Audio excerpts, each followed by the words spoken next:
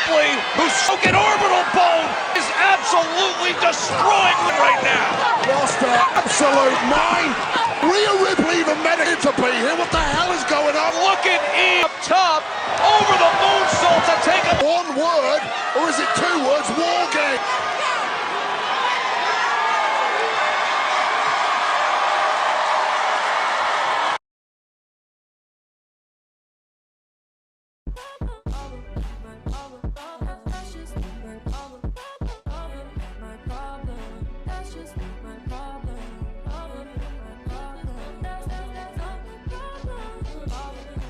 Hey, what's going on YouTube tonight? It's your boy TJ and welcome to my YouTube channel Wrestling Nostalgia, where I get my reviews of WWE shows and daily events. And today we are going to be reviewing Raw, but before I get into my review of Raw, just go ahead and subscribe to my channel, give it a like, help push my video through algorithm, all that other good stuff.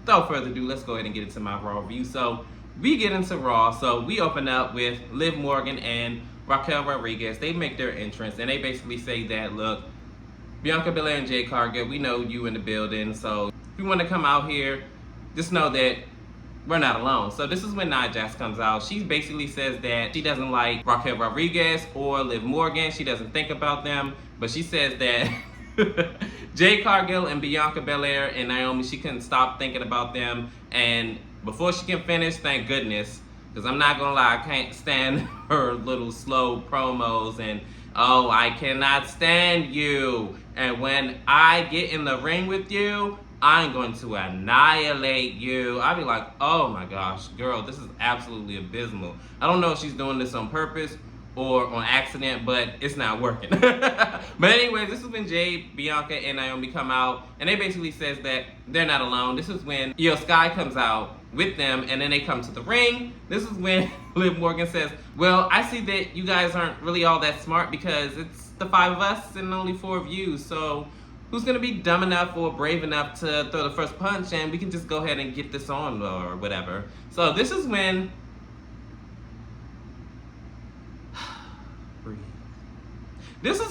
Rhea Ripley comes out and she says war games, and this is when she headbutts, all hell breaks loose, everybody fighting everybody until the ring is cleared of all the bad guys and all the good guys are in the ring and they are standing tall in the ring.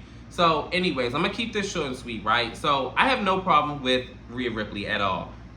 The problem is she just got beat up not even all of a month ago. I don't even know if it was like 3 weeks. How in the world is she coming back already after this brutal beatdown? If at least she would have been gone into the Royal Rumble, that would have made sense. How is she coming back? And y'all wonder why the slow decline of Rhea Ripley is happening. Y'all are overbooking her and overexposing her. Like, goodness gracious, give this woman a break. Anyways, this is where the segment ends. We're gonna see where this whole War Games that, yeah, you already know how this goes, man. Get out of here with that BS. In our first matchup, it is Zelina Vega and Rey Mysterio versus American May, aka Ivy Now and Chad Gable. So in this matchup, it started off with Ivy Now and Zelina Vega like doing the whole slap boxing match or whatever, and they wind up having a little cat fight or whatever. And then Chad Gable wind up hitting Rey Mysterio from behind, and then they go at it from here. And then I believe Chad Gable wind up tagging in Ivy Now after she tried to distract Rey Mysterio in the work. And then she wound up beating up on Zelina Vega here and there and up until the commercial break. Even after the commercial break, Zelina Vega wound up trying to fight out of a submission hold, but she wound up finally getting out of it. But then Chad Gable wound up getting in the ring when he wasn't supposed to, illegally trying to stop her from tagging in Rey Mysterio. But Rey Mysterio wound up getting tagged in anyway after she wound up doing the insecurity. They had a little back and forth and everything like that. Then Chad Gable wound up getting hit with a 619. And then a big splash and a 1-2-3, Zelina Vega and Rey Mysterio win this match. So I don't know what's gonna happen with American May, because after the match, this is when the rest of the members come in, and then Chad is all like, "Oh, this is good to you. This is good to you. Huh, huh, huh." Bah, bah, bah, bah. It was all slapping, and then they wound up slapping each other, big old slap fest. I'm like, what in the world y'all got going on? What type of S&M stuff y'all got going on? But anyways, I guess this is supposed to motivate them, and we're gonna see what's gonna happen or whatever. No way, boy. Boy, ain't no way, boy. In this next segment, it is Liv Morgan and Raquel Rodriguez, and they're talking to the Judgment Day, and they're disheveled and everything like that because of the return of Rhea Ripley. But then this is when I believe Finn said something about he'll take care of it or something. I'm like, I know you ain't about to beat up on my girls snatch and grab, and then the rest of the crew. She would bet not want to.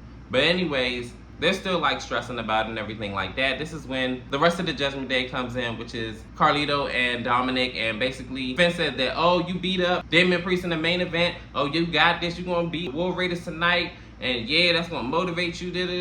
Or maybe you'll lose, and some. Basically playing mind games and stuff. Like, I don't even remember everything he said, but I don't know. Maybe they win, maybe they won't, but hey, we're gonna see what's gonna happen. That's when they wind up exiting the shot. I ain't gonna lie, I didn't pay attention no more after that. Kind of over the Judgment Day, to be honest with you. But this is where the segment ends, where Liv Morgan just still stressing about the whole Rhea situation, her coming back. But we're gonna see what's gonna happen up until Survivor Series, if her real problem will go away. But like I said before, I don't understand why she's back and she just so-called got brutally beat and injured. But if you were gonna sell the injury, you could have at least came back at Royal Rumble. But hey, I'm not the booker. You look stupid! You look so stupid! Now, the next matchup, it is the Intercontinental Championship match with the Intercontinental Champion Braun Breaker going up against Sheamus. Will Sheamus win his Intercontinental Championship finally and become a Grand Slam? Wait on it. But anyways, this match started off with them go ahead. I think it was like a collar level type. They kind of mixed it up a little bit, and then they kind of went back and forth with wrestling hoes and kind of strike each other out and everything like that. This happened up until the commercial break, where Braun Breaker wound up doing a flying clothesline, and then they go to commercial break. Even after the commercial break, the two went back and forth with this power struggle up until... Alright, I'm gonna just go ahead and get into it, right? So, Braun Breaker wind up doing a spear while Sheamus tried to do his bro kick, and Braun Breaker tries to go for the pin, but Sheamus wound up rolling out the ring. This is where Liquid Kaiser comes out, beats up on both of them, and lays them out. And this is where this matchup ends, a disqualification or throw out or whatever you want to call it. Nobody wins. But, of course, Braun Breaker retains his Intercontinental Championship. So, once again, Sheamus comes out empty-handed. I don't know if he'll ever win the Intercontinental Championship. I don't know if they even plan on it, or maybe they're waiting on a bigger stage, maybe WrestleMania, I don't know, but I feel like that would be the perfect opportunity for him to do so. I wouldn't mind him being Intercontinental Champion, but hey, we're gonna have to wait and see when exactly he's gonna win it, or if he ever does. In this next segment, it is the Bloodline, aka the original Bloodline. Sami J and Jimmy without Roman Reigns, and they're trying to recruit Seth Rollins, and basically they're trying to plead their case, all of them saying that, hey, you know what I'm saying, like, we really need another man, we need a fifth man. As you know, that you've seen that Bronson Reed is on the team of Bloodline 2.0, and we really need you, man, we really need you, like, come on. So Seth says, look, I don't mind standing side by side with neither one of y'all except Roman Reigns, because once I stand side by side by him, the ramifications after the fact are going to have a trickle-down effect. He's going to be back in power. He's going to be back this narcissistic king, and I just don't got time for that. He needs to go down the peg where he belongs, and I'm just not going to help him. It's not y'all. I have nothing against y'all. It's him. So basically, that's a no. He said even though Bronson Reed is on the opposite team, and I have no problem with being in the ring with him and smashing his head into a cage, it's just not worth it. So I'm sorry, it's a no. And I hope that he stand firm on his no, and he doesn't sit up there and, oh, well, now I changed my mind because all the Bloodline, and which I hope the Bloodline, please do not get involved, because I do not want Seth to get involved. It just doesn't make sense. It's too convoluted. Please, Seth, don't get involved in this. Hopefully somebody else comes along, maybe CM Punk. I don't care. Hell, Chris Jericho. He ain't even in the company anymore. Anybody but Seth. Like, come on. Creative couldn't have nobody else. In this next matchup, it is a tag team match. It is the Judgment Day, Carlito and Dominic Mysterio versus the War Raiders. So this match started off with Dominic getting dominated, and then he wound up tagging in Carlito. And then one of the War Raiders wound up tagging in his partner. And then Carlito wound up getting dominated too. But they had a little back and forth here and there up until commercial break. Even after the commercial break, they're still going on. I'm not gonna lie, I wasn't really into this match. War Raiders wound up hitting their double team move in 1, 2, 3. The War Raiders win this match over Carlito and Dominic Mysterio. But after the match, this is where the rest of Judgment Day, aka Finn Balor and JD McDonough, wound up beating up on the War Raiders and attacking them and laying them out. And the Judgment Day wound up standing tall. I don't know where they're going to go with this, and I don't know if their matchup is going to be at Survivor Series, which if Triple Thumbs do another 3 or 4 matches at Survivor Series, once again, this is going to tell me all what I need to know, how he feels about Survivor Series himself. My whole thing is, you had a good formula going with Survivor Series, do the whole brand versus brand. You have 2 separate general managers now. It makes sense. Now at this point, where it didn't being as though that years prior they didn't have separate managers, now you do, you're gonna do this War Games that you're so obsessed with. Like, please let it go.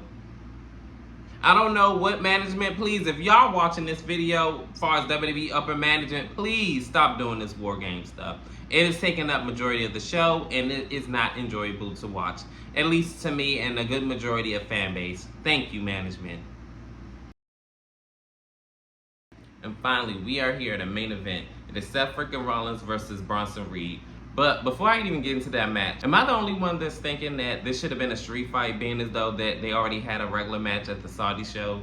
Or am I tripping? But I feel like that was a big missed opportunity, but hey. So before the match even gets popped off, the Bloodline 2.0 comes out.